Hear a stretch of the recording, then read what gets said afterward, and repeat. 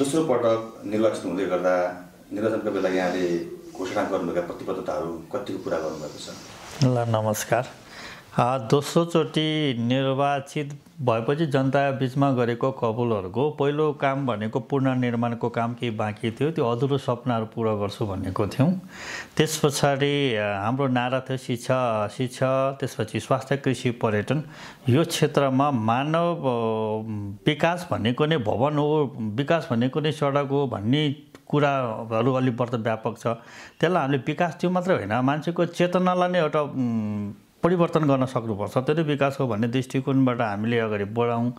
र मलाई जहाँसम्म लाग्छ नागरिकको बिचमा कबुल गरेको प्रतिबद्धता गरेको कुरा पुरा गरे जस्तो लाग्छ, त्यसको समीक्षा गर्न बाँकी छ।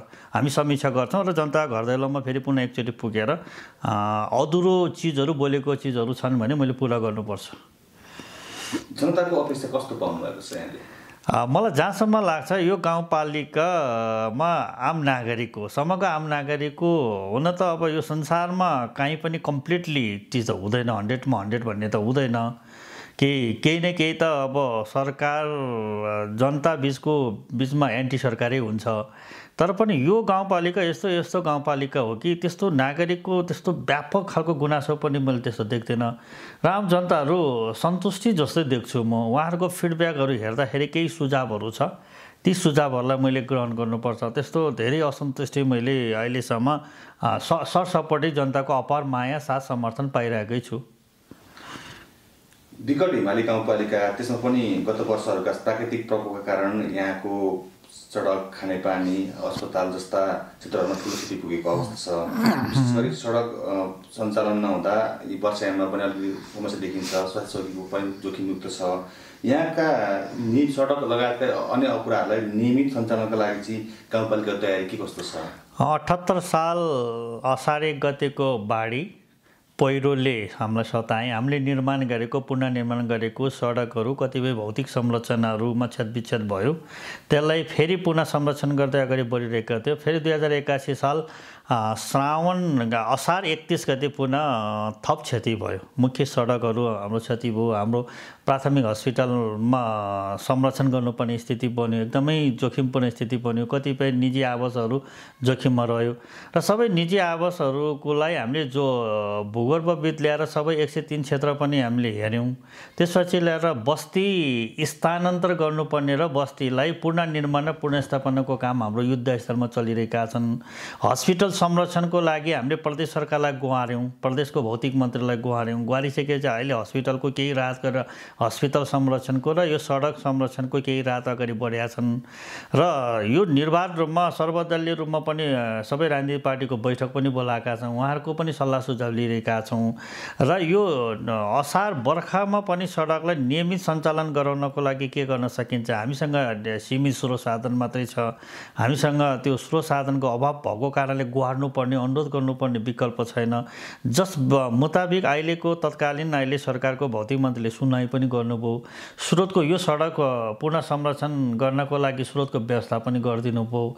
तर पनि यो सडकको जो हिजो निर्माण गरेको सडक र ठेकदार कम्पनी र सडक विभाग बिचको एउटा द्वन्द्वले गर्दा अदालतमा मुद्दा मामिला अगाडि बढेको हुनाले हामीसँग स्रोत व्यवस्था हुँदाहुँदै पनि, हामीसँग बजेटको व्यवस्थापन हुँदाहुँदा पनि मुद्दा लगाएकै कारणले गर्दा ठेकदार कम्पनी राम्रो परेन। ठेकदार कम्पनी राम्रो नपरेको कारणले गर्दा यो सडक निर्माण गर्छु भन्दा बजेट हुँदाहुँदा पनि गर्न नपाइरहेको स्थायी रूपमा संरचना बनाउनलाई, स्थायी रूपमा संरक्षित गराउनको लागि हामीलाई निकै ठुलो चुनौती समस्याहरू छ।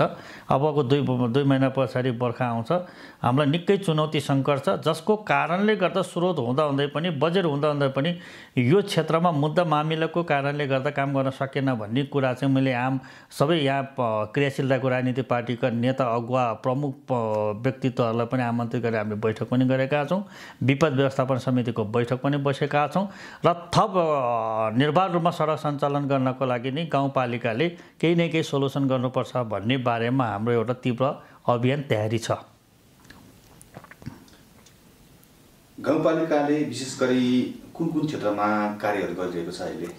गाउँपालिकाको मुख्य एजेन्डा भनेको नै हामीले मेरो दोस्रो कार्यकाल हो, सुरुको वर्ष हाम्रो सबै जिरोबाट पिकअप गर्नुपर्ने थियो र यो दोस्रो उसमा चाहिँ मैले शिक्षा, स्वास्थ्य, कृषि, पर्यटन र 5 पोखरी थाङपाल गाउँपालिकाको समृद्धिको मूलधन भन्ने हाम्रो नारा छ।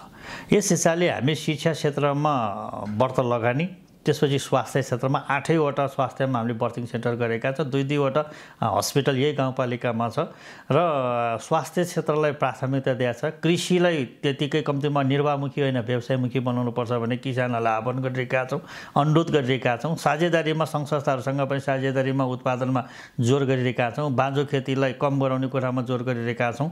पर्यटन चाहिँ हब बनाउनुपर्छ, पर्यटन चाहिँ मुख्य हाम्रो नागरिकको आर्थिक समृद्धि हुनसक्छ भन्ने विषयमा पर्यटनलाई व्यापक बनाउनको निमित्त हामी त्यो तयारीका साथ अगाडि बढिरहेको अवस्था छ र त्यसको निमित्त विभिन्न सङ्घ संस्थाहरूसँग पनि साझेदारी गरिरहेको, निजी कम्पनीहरूलाई पनि अनुरोध गरिरहेको अवस्थाहरू छन्।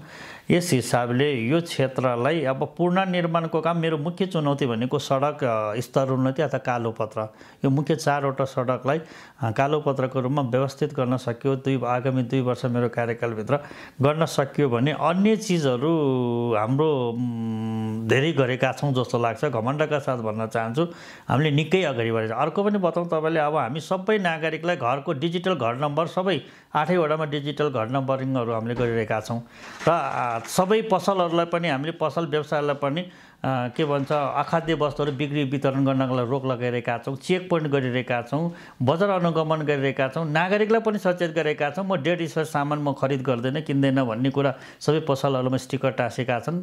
व्यवसायलाई पनि म म्याच नागेको सामान बिक्री गर्दैन भन्ने प्रत्येक पसल होटल व्यवसायलाई पनि स्टिकर टाँसेका छौँ भने चाहिँ यो अवेरनेस तहमा स्वास्थ्यसँग यो गाउँपालिका कति संवेदनशील छ, कति सिरियस छन् भन्ने कुरा यो हेर्दा सामान्य लाग्छ तर एकदमै यो महान कार्य जस्तो लाग्छ।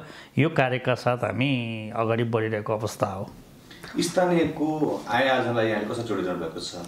अब स्थानीय आय आर्जनको लागि मैले किनभने यहाँ सबभन्दा बढ्ता कृषि नै छ। कृषि पनि अलिकति निर्वाहमुखी छ, यसलाई व्यवसायमुखीमा कसरी ढाल्न सकिन्छ भन्ने बारेमा हामी सचेत छौँ र यो गाउँपालिका वैदेशिक रोजगारमा पनि प्रभावित गाउँपालिका हो। अब युवा पुस्ताहरू अब हामीले रोक्नुपर्छ मात्रै भनेर आदर्शको कुरा मात्रै गरेर त भएन, सैद्धान्तिक कुरा मात्रै गरेर भएन, कम्ती रोजीरोटीको व्यवस्थापन दिन त सक्नु पर्यो। त्यो निश्चित बनाउन स्रोत साधन थोरै भएको कारणले गर्दा त्यो गर्न सकिरहेको अवस्था छैन र पर्यटनलाई जोड गर्नुपर्छ। अब पर्यटनलाई जोड गर्न सक्यो भने यो गाउँपालिकामा धेरैभन्दा हिजो र आजको तुलना गर्ने हो भने आज 5 पोखरी एउटा अन्तर्राष्ट्रिय ब्रान्ड बनिसकेका छ। आज 12 महिना आन्तरिक र बाह्य पर्यटकहरूको घुइँचो यो गाउँपालिकामा लाग्न थालेछ, जसको कारणले आम नागरिकको आर्थिक जीवनसँग प्रत्यक्ष लाभ पुगेका छन् र जति गर्नुपर्ने हो त्यो गर्न सकेका छैन, युवाहरूलाई रोक्न सकेका छैन। किनकि हामीले त्यो खालको एउटा वैकल्पिक व्यवस्था स्थानीय सरकारले गर्न पनि नसक्दो रहेछ, मुखले मात्रै बोलेर नहुँदो रहेछ, आदर्शले मात्र नहुँदो रहेछ। यस हिसाबले अलिकति ठुल्ठुलो उद्योग धन्दाहरू निर्वाह गर्न सकियो भने केही गर्न सकिन्थ्यो। तर त्यति हुँदा पनि हामीले निर्वाहमुखीले व्यवसायमुखी गर्नुपर्छ भन्ने हिसाबले फर्महरू दर्ता गरेर विभिन्न कृषिजन्य फर्महरू, पशुजन्य फर्महरू दर्ता गरेर त्यसलाई अनुदानमा ढालेर, साझेदारीमा ढालेर उहाँ त्रिपक्षीय रूपमा अगाडि बढाएर सहयोग गरेर के गर्न सकिन्छ भन्ने बारेमा आर्थिक समृद्धिसँग चाहिँ हामीले कार्य अगाडि बढिरहेको छ। अन्त्यमा यहाँले दोस्रो कार्यकाल हो, पालिकामा कार्य गर्दाको अनुभव कस्तो रह्यो, यहाँ कस्तो भइरहेको छ? अब समस्या चाहिँ चुनौती चाहिँ यो 3वटा सरकारको यो सहअस्तित्व, समन्वय र सहकार्यको बिचको समस्या छ। यो पहिलो कार्यकाल पनि दोस्रो कार्यकाल पनि यो 3वटा सरकारको समन्वय र सहकार्य र सहअस्तित्वको बिचमा एकदमै ठुलो द्वन्द्वको भएको कारणले गर्दा हामी सङ्कटमा छौँ। तेस्रो नम्बर चाहिँ स्थानीय सरकार समृद्धि नभइकन, स्थानीय सरकार चाहिँ अधिकार सम्पन्न नभएसम्म सुखी नेपाली समृद्ध नेपाल बन्न सक्दैन। तर स्थानीय सरकारलाई अधिकारबाट विहीन बिस्तारै खुम्चाउँदै गाड्ने जुन खालको प्रविधि सङ्घीय सरकार र प्रदेश सरकारले जुन अगाडि सारिरहेका छन्, व्यावहारिक रूपमा शैलीको हिसाबले, नीतिगत हिसाबले जो अगाडि बढिरहेको छ, धेरै उदाहरणहरू छ जसको कारणले गर्दा केही अप्ठ्यारोहरू भइरहेका छन्। कम्तीमा जनताको नजिकको